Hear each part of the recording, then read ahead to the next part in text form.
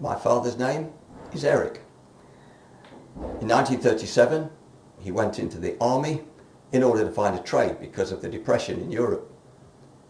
That meant he went through the whole of the Second World War. One of the effects of that was bomb blast injury, which caused him to become partially deaf.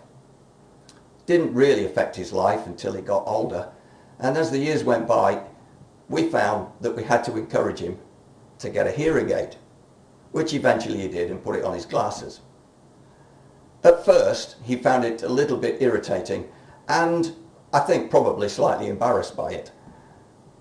But also, as the years went by, he found it a very useful device.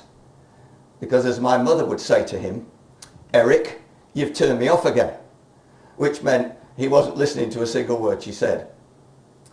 We've been talking this weekend in our church about a program we have called Gatekeepers, which is a prayer program.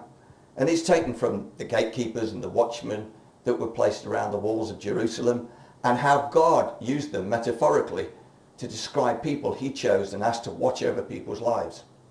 Like Jeremiah, who was asked to be a watchman over the people of Israel, and then God said to him, "But they won't listen to a word you say."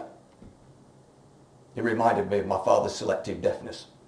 How quite often God speaking into my life is met either with my whole hearing aid turned off or partial hearing.